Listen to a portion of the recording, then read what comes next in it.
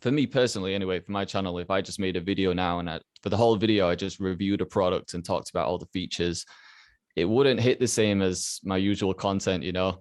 So I try to have like creative control. Most of the time they're happy with that because they kind of know the game. They know like if you're using it naturally, then it's going to perform better. It's just going to be like a more natural process, right? So most of them are on board. You'll get a couple that are like quite strict with it, and in the contract there's like a lot of things that you can't say or you can't do, and then maybe they have like a certain amount of time that they want you to promote it for. Like some will say like, I want you to talk about this for 5 minutes, and I'm like, I can't do it because it's too much, you know? So yeah, but I'd say for the most part, they're quite good, and they'll give you like creative control. They'll want to hear your ideas. They might have some input, but yeah, for the most part, it's been pretty good.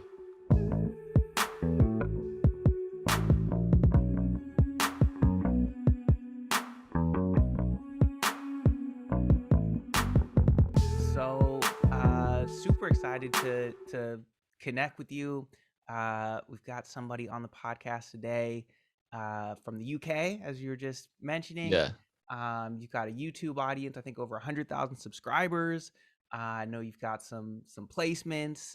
You've built a six-figure business. Jay Cactus, welcome to the podcast. Thank you for having me, man.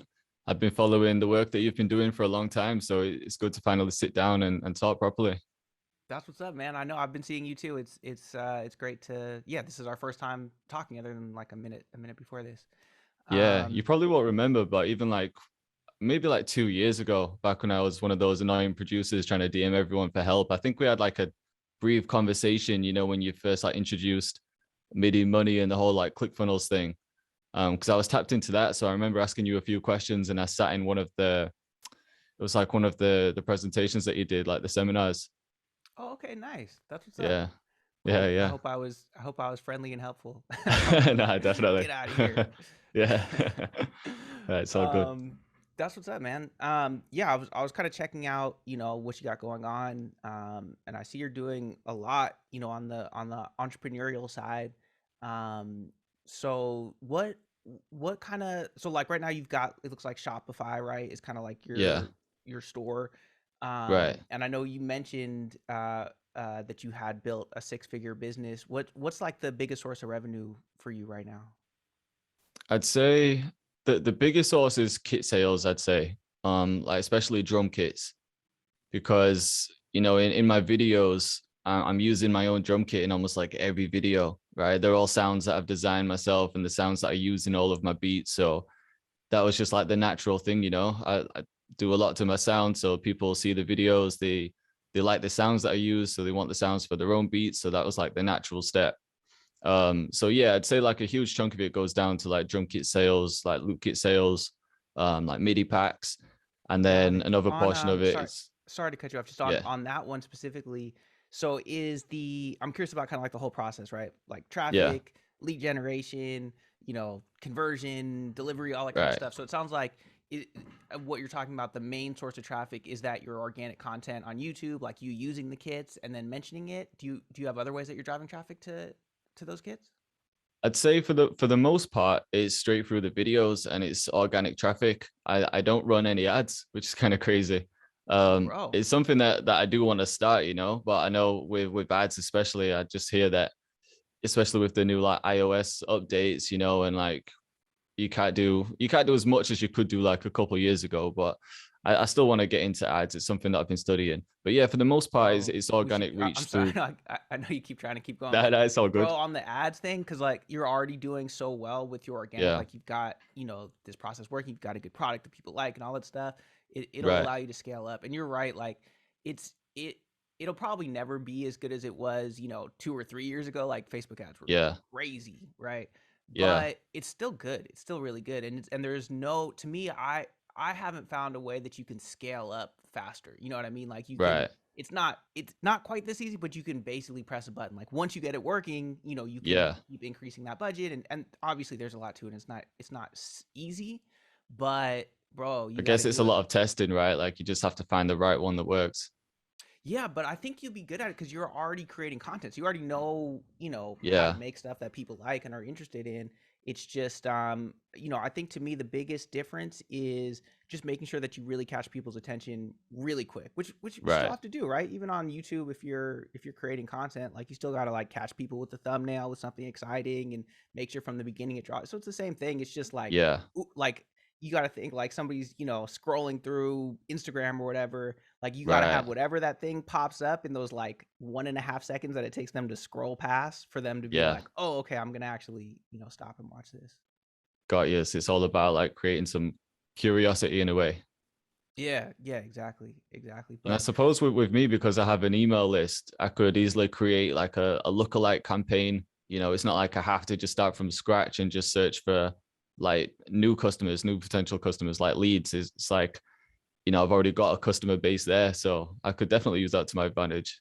exactly, no, definitely. And I think you've got the Facebook Pixel installed on your site. I was poking around. It Yeah. looks like it's on there. So you've got Yeah. all that data. So yeah, you could even. I mean, honestly, we're so like the best audience is like your current audience. So to me, whenever I run Right. ads, like I'll always do one that's like a custom audience of like previous buyers, leads, people who visited, my funnels, my sites, whatever. Those ones Yeah. convert like crazy. You just go through them faster because there's only so many.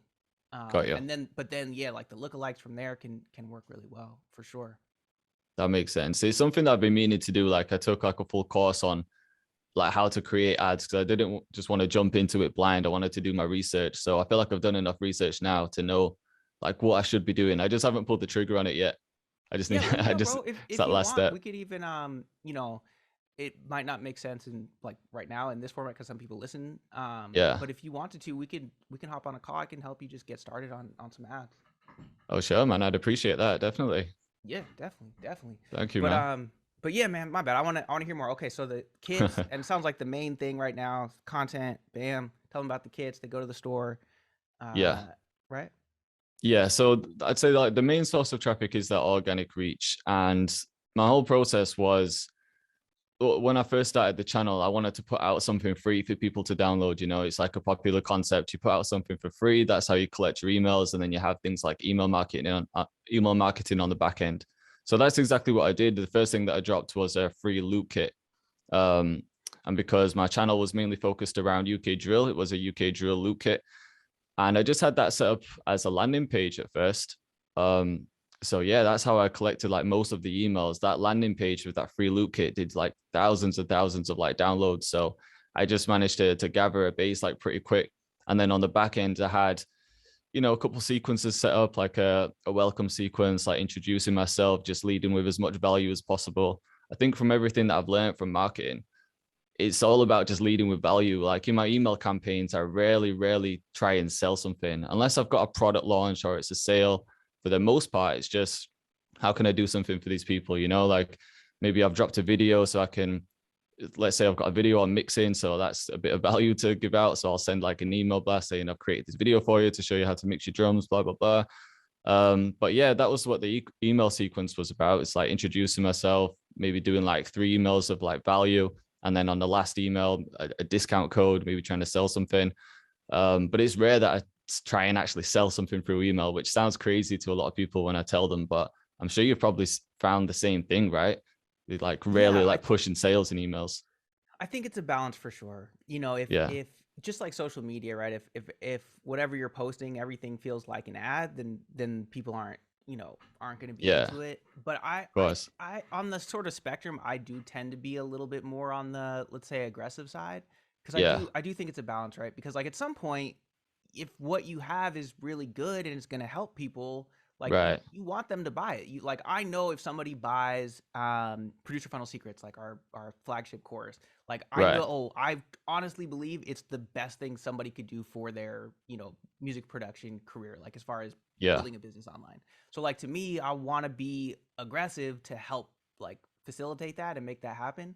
But then you're Of right, then course. it's the Yeah. balance of like, if I'm just saying like, hey, you should buy this, hey, you should buy this, then they're not going to hear that. So instead it's like, hey, Right. check out this free training where I show you the value of how it works and you get some gems, and let me send you an email that does teach something, but then also, has a call to action. That to me is Right. one thing that I like to do. I don't know if you do this too. Is I pretty much always have a call to action in the emails. So maybe it might not be Yeah. go buy, but it might be like you said, like, hey, go check out this video.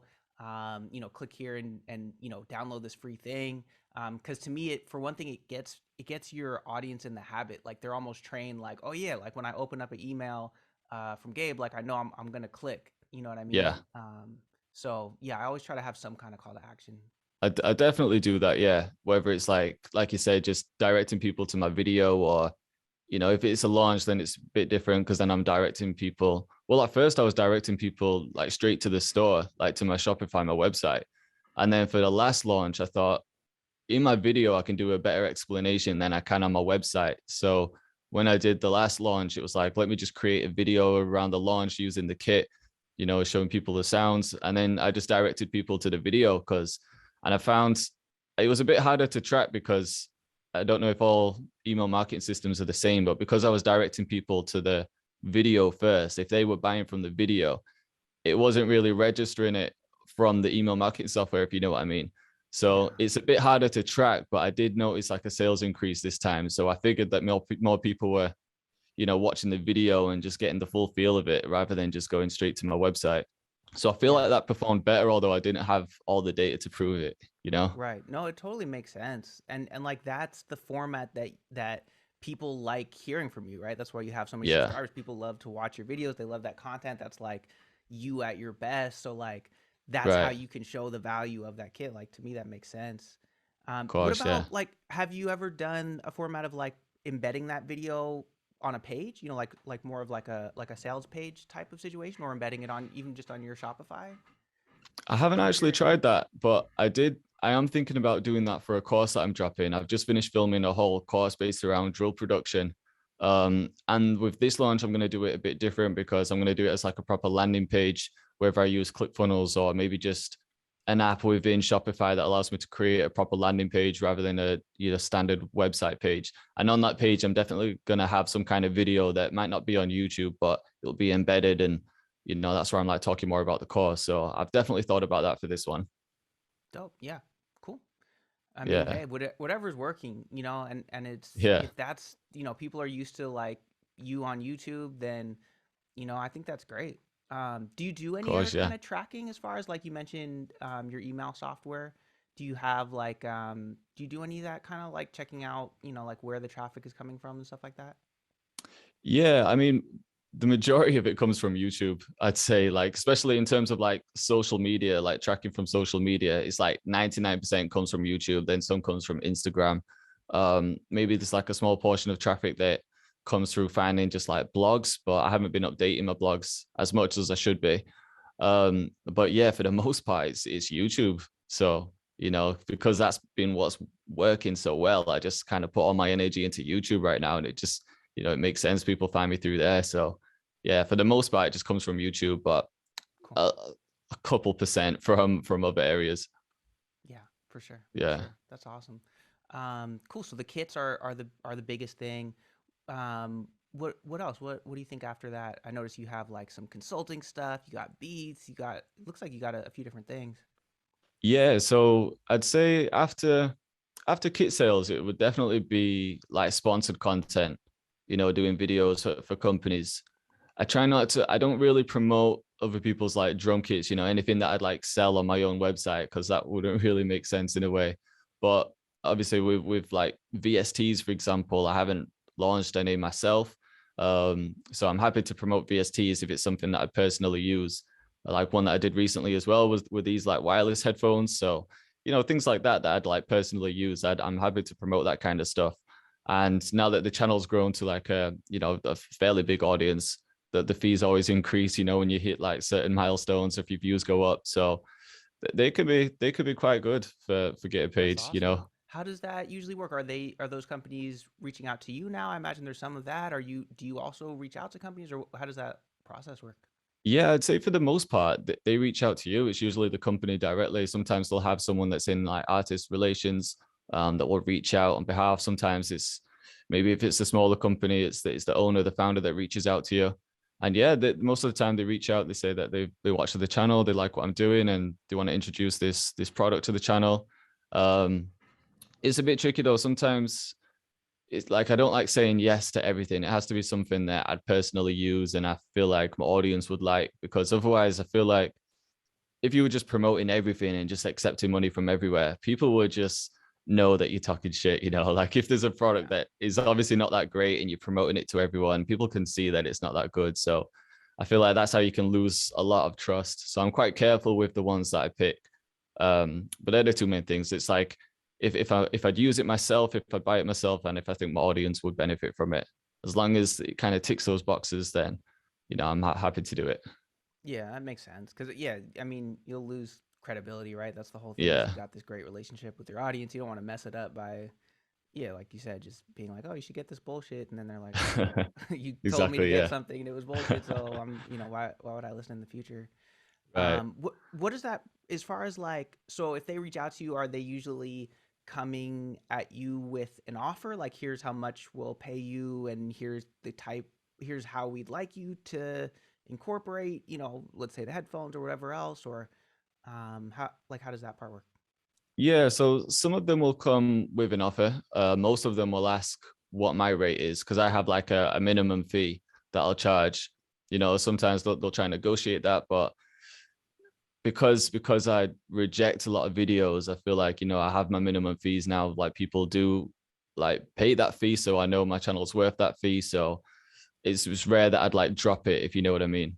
But yeah, Yeah. for the most part, they'll reach out and like ask what my fee is. If they're happy with that, we'll maybe jump on a call, discuss the product. And I try to as much as possible, I like to just have creative control because I don't really do like product reviews on my channel. Most of it's just like making a beat from scratch or making a beat from sampling. And I just so happen to be using this product. So that's like the best way. It's like the most natural way because when you start doing, for me personally anyway, for my channel, if I just made a video now and for the whole video I just reviewed a product and talked about all the features, it wouldn't hit the same as my usual content. So I try to have like creative control. Most of the time they're happy with that because they kind of know the game. They know like if you're using it naturally, then it's going to perform better. It's just going to Yeah. be like a more natural process, right? So Yeah. most of them are on board. You'll get a couple that are like quite strict with it, and in the contract there's like a lot of things that you can't say or you can't do, and then maybe they have like a certain amount of time that they want you to promote it for. Like some will say like, I want you to talk about this for 5 minutes, and I'm like, I can't do it because it's too much. Yeah. So yeah, but I'd say for the most part they're quite good, and they'll give you like creative control. They'll want to hear your ideas. They might have some input, but yeah, for the most part it's been pretty good. Nice. Nice. Cool. So, let's see. So we got the Yeah, so like kits. kit sales, obviously the sponsored videos, and you mentioned like you probably saw like the one-on-one sessions that I do on my website. Yeah.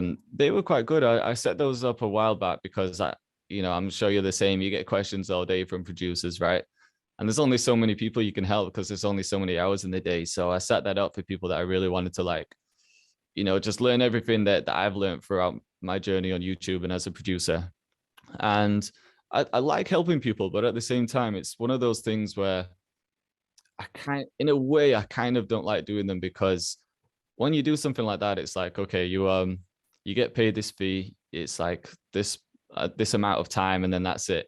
Whereas Right. if you make like a drum kit, for example, you can carry on selling that. If you make a beat, you can carry on selling that. So it's like a direct exchange, like time for money, and then if you spend your time doing something else, you can like repurpose it and carry on selling it. So for the most part, I like to spend my time doing stuff that I can carry on selling, if that makes sense. Yeah, I of know there's course, a word bro. for That's it, but I can't that's think of the word. literally everything. It's leverage, right? It's like, Yeah, yeah, you can trade your time for dollars, and there's always gonna be an upper limit to that. Like, you could charge right. somebody $1,000 an hour. That's great, but you still Yeah, only have so many hours in a day.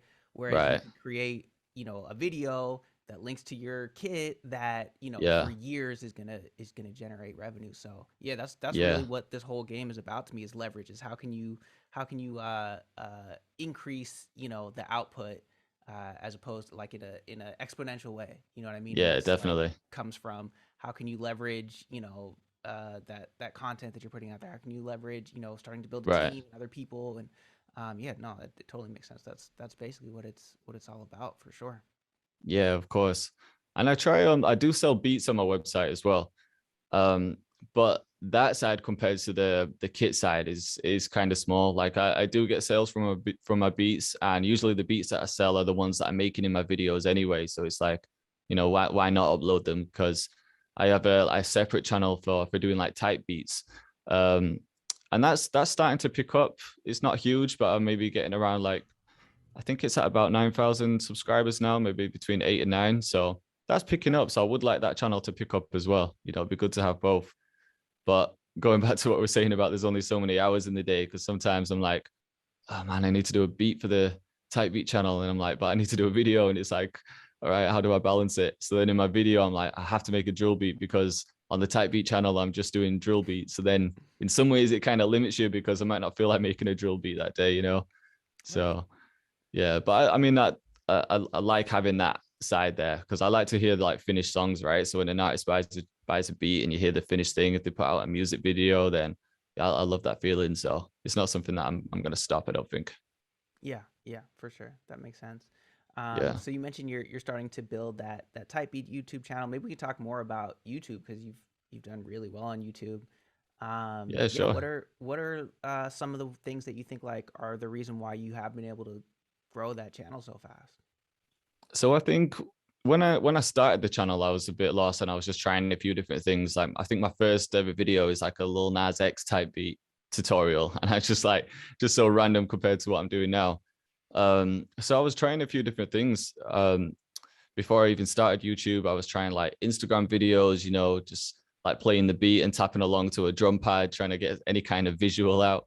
So I tried those, tried some TikTok videos, tried a few other things. Had the type beat channel before the tutorial channel. So the tutorial channel was like one of the last things that I actually tried.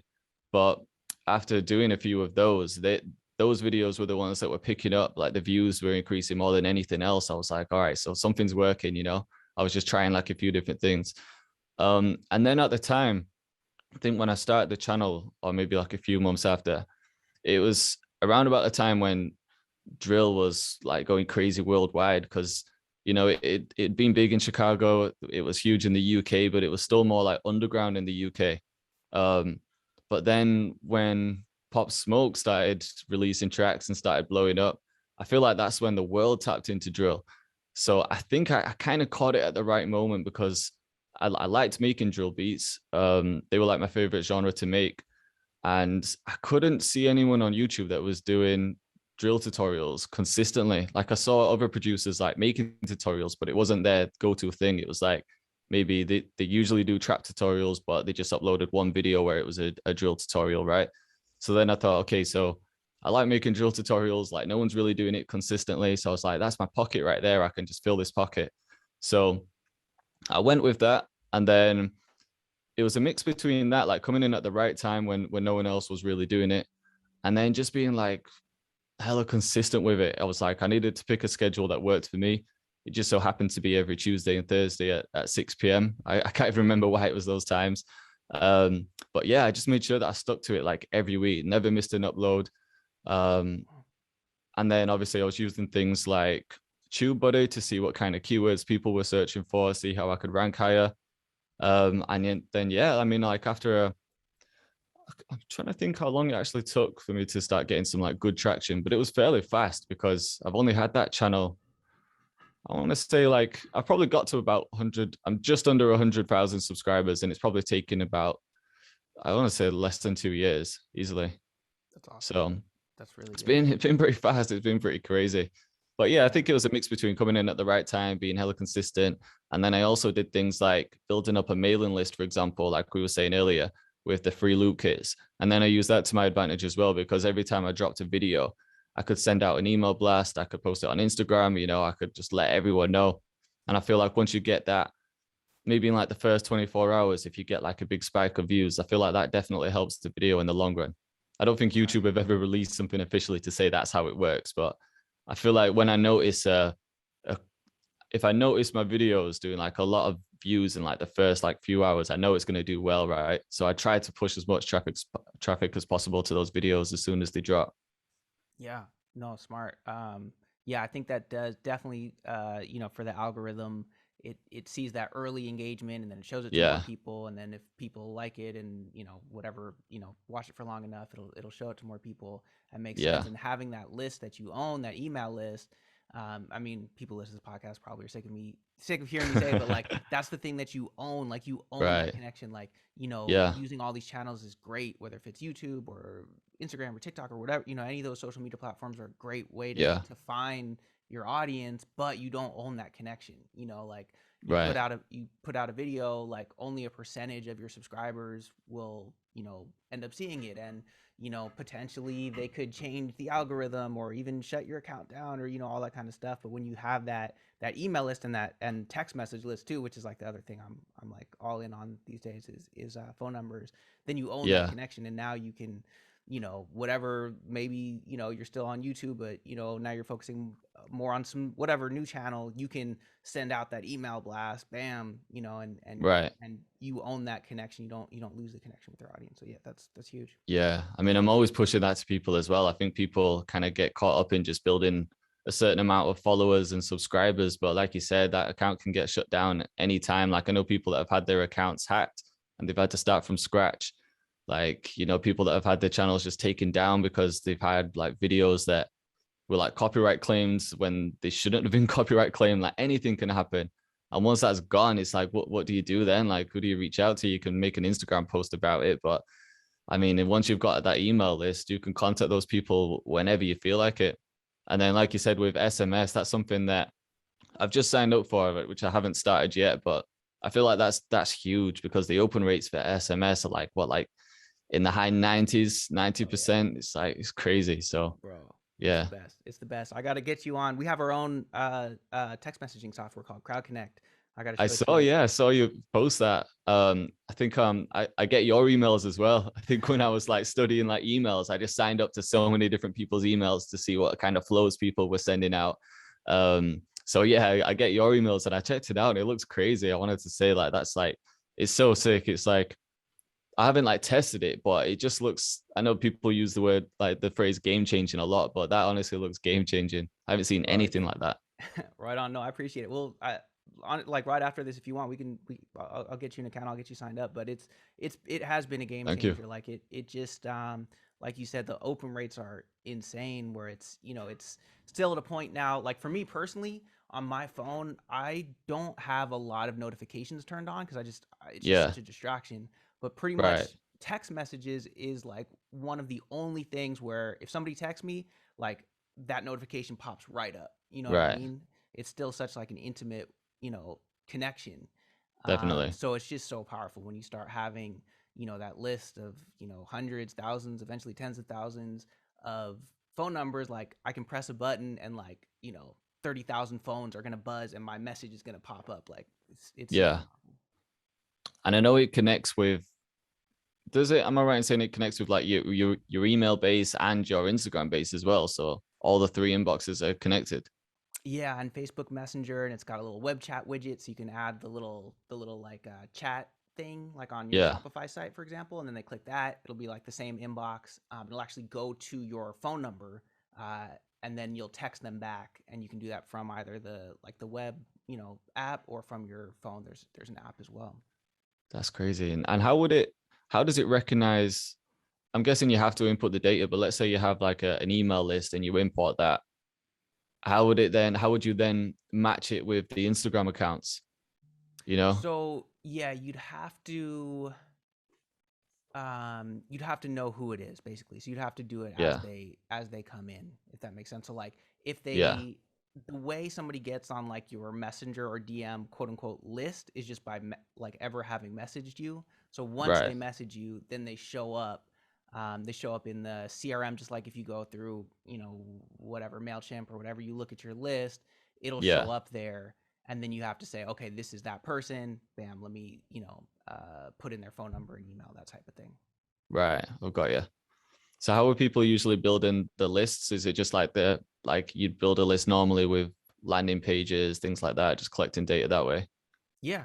So that's still my number one is offering something for free. For me, Yeah. it's usually either free beats, or for me on the Midi Money side, it might be like a free training or something like that, Right. or a free PDF, something on like that, and sending them to like a little landing page that's really simple, just like, hey, here's the result of here's some free beats, that one explains itself, or like Yeah. here's a training on how I made $1 million selling beats online, or how you can use text messaging to sell beats, or whatever. Got you. And then just kind of having, just like you said, that follow-up sequence that starts to nurture that relationship, because now I own that relationship, so I can start talking to them, tell my story, and then show them the value of whatever it is. What's cool about text messaging too is, if you want, you can do that whole setup, or you can keep it really simple and you can do stuff like keywords. So you can just be like, Yeah. hey, text beats to my phone number, and then that can trigger your whole sequence of like Right. automatically sending them a text message every few days, or whatever you want. So it feels a little more native to the platform of text messaging, right? Where they're just like on their phone, and they just feels like Yeah. how they would text their friend, or something like that, which I think is why it's so powerful, because it is like it's how I talk to my friends and family, is text messaging. So, Gosh, yeah. yeah, It's yeah, powerful stuff. yeah, man. Yeah, I'm And then excited about it. I gotta show you. yeah, 100%. I was going to ask, how does it work with texting in other countries? Because like for me, for example, when I look at where my customers are based, for the most part, it's the UK and US, and then the rest of it's like spread out just worldwide. But for the most part, it's US and UK. And whenever I look at like SMS services, it's always leaning towards like one country. So if you find one based in the UK, it's cheap to text the UK, but then expensive to text the US. If you find one in the US, it's cheap to text the US, but expensive to text the UK. I don't think there's any way around it. It's just like how it works, right? But I'm Yeah. guessing yours is fairly similar. Is it mainly based in the US? So the actual company that uh like controls, I don't know, the servers, or I don't even know how the technology works, honestly, but it's Yeah. it's called Twilio, and they actually power Community. They power like all the biggest text messaging platforms out there, and Right. they are based in the US. The cheapest text messages to send are to the US and Canada. I have to Yeah. double check. I think UK is fairly inexpensive too. It gets a little complicated, where it's like, basically Twilio has deals with, first of all, every country is different, but then within each country, it's each carrier, right? So it could be like Yeah. AT&T, or whoever, all these different carriers, and so Twilio will have a different deal with each one of them. So it might cost 2 cents to send a text to somebody on AT&T, but it costs 2.5 cents if they're on, I don't know, Sprint or Oh, whatever. right. Okay. So it gets a little bit tricky, and then it's also based on how long that text message is. So, Yeah. I used to send like these longer text messages, which really isn't good for texting anyways, because it doesn't feel like a text message. Right. But then I also realized that it was costing a lot more than it needed to, because I was it was like 12 times, it measures it. They call them segments. It's almost like a tweet Yeah. is like however many things. So if you have like 10 segments, it's going to cost like 10 times as much as if it has one segment, which, if it's a few pennies and you're texting a few hundred people, it doesn't matter. It's a couple bucks. You start Yeah. scaling that, you got your list, where we're at now. I think on the Midi Money side, I think it's like 30 or 40,000 now. All of a sudden, those little things is like, oh shit, that was an extra, $1,000 or Yeah. something. So yeah, so the pricing is like, gets a little bit, there's maybe a little bit too much in the weeds. I don't know if that anybody cares about all those details, but that's kind of how it works. It does depend, but I'm pretty sure, and I can double check. I think UK is fairly inexpensive, Right. um, but yeah, US and Canada are the cheapest ones. I know that. Got you. Yeah. And then how does it work with emails? Like, do you pay like per email, or does emails included, or how does that work? Is it all like the Yeah. same So kind of credit in a way? yeah, on Crowd Connect, it's there's an option to have it be the same kind of credit system, where basically you're using our Mailgun account, which is kind of like Twilio but for email, Right. which is Yeah. also like the one that powers a lot of other softwares. Like, you might sign up for Active Campaign or something, but they're actually using Mailgun on the back end. I mean, I don't know if Yeah. Active Campaign specifically is, but a lot of them do. And so you can use our account, and then it's like, I forget what it is, but it's like a fraction of a penny per email. Right. Um, or what's kind of cool is you can also connect your Gmail, or if you have like a G Suite or Google Workspaces account, you can Yeah. actually you can integrate that, and it'll actually send it from that Gmail or G Suite account. And then you don't have to pay anything extra. And actually, the deliverability is pretty good because it's like you're sending it from, from your Gmail. Yeah, I've got Essentially, you. it's just with that you do hit certain limits. So like on Gmail, you can only like at the most you can send is 500 emails a day. If you have Yeah. Google Workspace, which is like the professional Gmail, where you can have like info@legionbeats.com or whatever, but it's really Right. Gmail. That one I think the upper limit is like 2,000 emails a day. So yeah, once you start scaling up, then you'll need to either use our Mailgun account if you're using that, Yeah. or you can also actually if you're a little more advanced, you could actually connect your own Mailgun account, or if you're not sending more than 2,000 emails a day, you can just use basically Gmail for free. Got you. Yeah, because I listened to the podcast that you just put out with Adrian as well, and I remember you speaking about it in that, and you did say that you can set up like email automations and everything like you would do in like Active Campaign as well. Yeah, yeah, the automations Crazy. are crazy, and I know, yeah.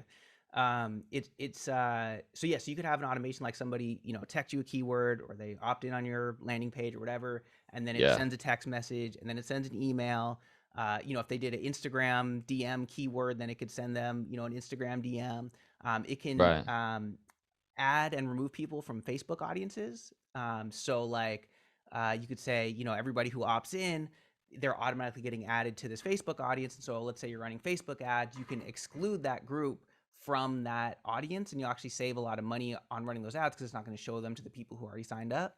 Or Right. you can also take that, say, okay, all these people who are signing up, create a lookalike audience, meaning that's where Facebook, you already know, but that's where Facebook, will Yeah. say, okay, I see these whatever 1,000 people because we know everything about everybody. I'm going to find, 1,000,000 people that are the most like these people based off of, the way they act and, all that data, all the crazy stuff Right. they have.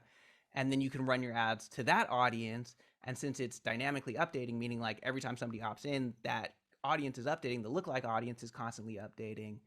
So that's like a really powerful way to, have an audience that's going to keep refreshing and be a good one to run those ads to. Got you. And you can do everything with this software. It's pretty dope. Let's cut It's it pretty up. dope. I'm pretty excited about Yeah. it. Yeah, I I've been bet. Have using you it for been, a how long long time have you been myself. working on it? Has it been, I bet something like that takes well over a year, I'm guessing. Yeah, I've been using it for a couple years. So Right. it's been a long time of kind of testing, and even like the opening right now is technically like a beta launch. Right. So depending on when people hear this, they might see like a wait list.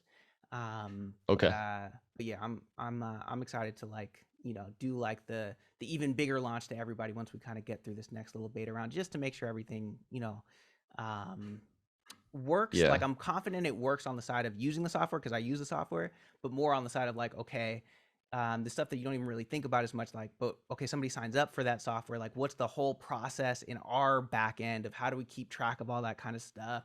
What if Yeah. somebody cancels? Do we keep all their data, or do they, do we, how do we like treat that account? The whole onboarding process, just like all the stuff that you don't even really think about. Like if you sign up for some software, you just think like, oh yeah, I don't know, I just signed up, whatever. But like Yeah. there's Yeah. all this stuff on the back end. So that's the stuff that I'm kind of like geeking out on right now and testing. I But guess, it's like you fun. It's said, something. until you've actually launched it and let people use it, you won't know what problems will even come up. You might think you have everything covered, and then once you actually launch it, yeah, like you'll get stuff coming up that you wouldn't have even thought would be a problem, you know? Like it'll just be, it could be something minor, but it's like, oh man, like I never even thought of that. Yeah, no, exactly right. And really, I think that's a good lesson too for anything, whether if you're making content, Yeah. you're making music, software, like put it out there, let the people listen to it, consume it, use it, Right. whatever, get that feedback and keep making it better. Because I think sometimes people get, especially with music, they feel like they're perfectionists. And so they're like waiting, like, oh, I'm gonna launch this beat pack, but I got to make 10 more beats because like the beats I Yeah. have right now aren't quite good enough. It's like, no, just put those ones out there. You know what I mean? Get Right. that feedback. And sometimes you'll be surprised. Like I'm sure this happens to you all the time. It happens to all of us where it's like the beat that you think is like all right is the one that like a bunch of people love, and sometimes the one that you love is the one that people don't really feel or whatever. All the So you don't time. know until Yeah. you put it out. So yeah, so same process with software, really with any product. Um, So yeah, we're kind of in that phase right now. Yeah, definitely. I think a lot of producers struggle with that. They think that everything has to be perfected. They think that, they can't release something. A lot of producers don't even put out the music because they think they're not good enough. But most of the time they're just in their own head and they haven't actually had feedback from artists or anything. They just maybe not confident enough to put it out. But like you said, you have to just release it to the world and see what feedback you get. It's the only way to actually know what's going to work and what's not going to work. Yeah, yeah, no, for sure. Um, yeah, man, this has been awesome. I know we got to let you go pretty soon, but what do you have? What do you have coming up? What are you excited about? What's next? What's like, the thing when you get up that you're most looking forward to these days? The course is the biggest thing that I'm going to be putting out for sure. I've been working on that for a while now. There's maybe like 60 videos recorded for it, but it's going to be a Wow. course where I keep adding to it as well. So, for example, if there's like a new trick that I learn, or if like the direction of drill changes and it becomes like something else, like I'll keep adding to the course just to make sure that everyone's got like enough value. So, yeah, the course for sure is the main thing that I'm working on right now. I haven't got a release date yet. It's still in the editing stage. So I was hoping to release it in January, but I was just behind schedule. So now I'm hoping it'll be sometime in February. But yeah, I want to make sure everything's right and then I can do like a proper campaign for it. That's So awesome. What's the yeah, name of there's the that. course? It's just going to be the drill production course. Dope. Yeah, I feel like I haven't seen anyone really drop like a full dedicated course on drill production. So I feel like just keep the name simple. People know what they're getting then. Yeah. That's awesome, man. That's exciting. Yeah, Is that the first course you put out, like a full course like that? yeah, it's going to be the first one. First one. Yeah. That's cool, So man. That's it should exciting. be exciting.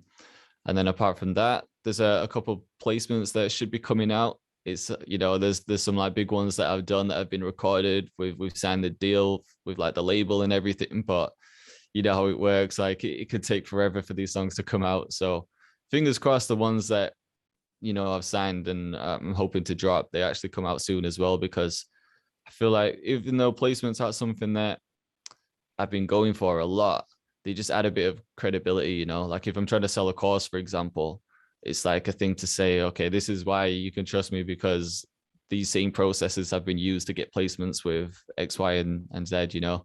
But yeah, they're the two things that I'm excited about at the moment, I'd say.